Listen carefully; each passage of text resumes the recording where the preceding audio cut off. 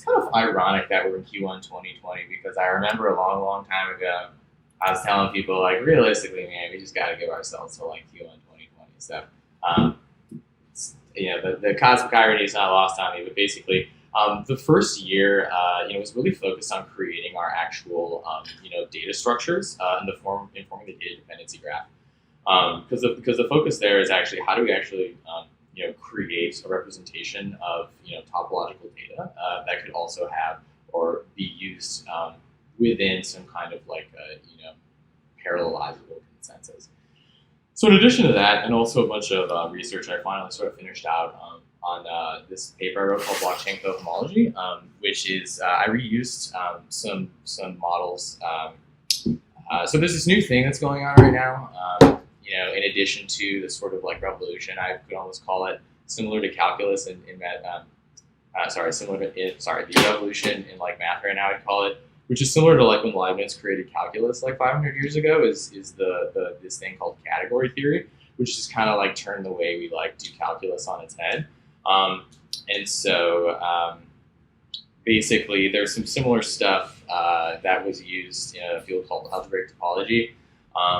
If anyone is interested, there's a great textbook by this guy named Maurice. I want to say Herlihy, if you pronounce his last name. He's a student at Brown. He wrote an amazing textbook on creating like guarantees for distributed systems using like combinatorial topology, I believe it was. And so I found this awesome, way of modeling distributed systems using algebraic topology, which basically allows me to define the entire network as kind of like a field, or technically like a manifold. So basically we can like draw real probabilities out and sort of figure out like actually model the dynamics of our cluster, which is really cool.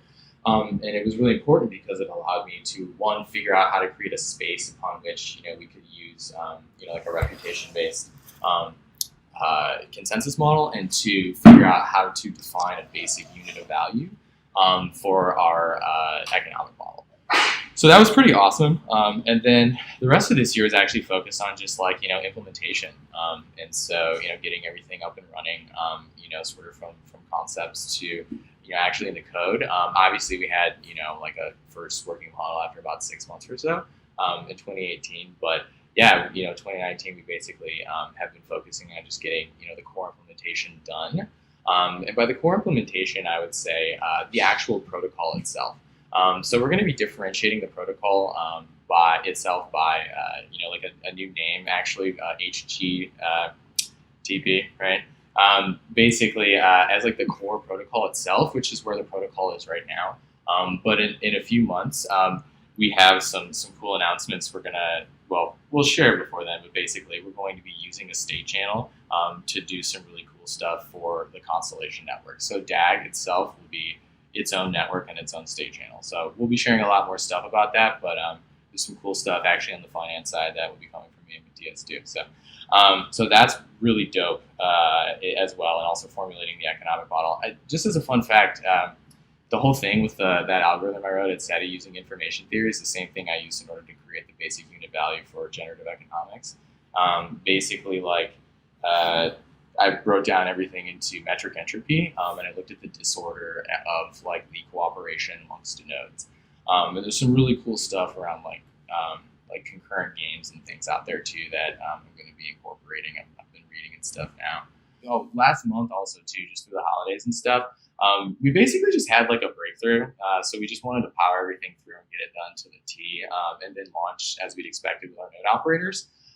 Basically, there's a process we call it the redownload, where nodes realign themselves to other nodes based upon like state. And this is where our reputation model and everything comes in. We actually like allow all nodes to perform consensus just sort of on all data, because we actually want data of like a double spend in our chain, because we want to be able to verify that happened in order to make sure that the correct response can happen. So basically, we made a bunch of advancements there, and that's actually sort of going to be core to a video I still want to make about like scalability and adding nodes, and just sort of like looking at a chart. So stay tuned on that, and I'll touch more on that. Otherwise, I think that's sort of a really great overview. And yeah, I also just want to thank to our node operators that were so helpful with setting up all of our extra infrastructure. As I'll touch a little bit later on, There's a lot more to creating this whole system than just the actual cluster itself, the node operator nodes. So node operators have just been, well, one, amazing, which is going through our processes to actually figure out how to deploy a cluster. We were deploying it automatically, like inside, or automatically, like from one Genesis node with certain nodes in one all fell swoop. And we actually had to figure out a process a few months ago to join nodes together manually, so that everyone could actually start earning validated rewards at the same time. So in addition to that, scripts, docs, everything. Thank you.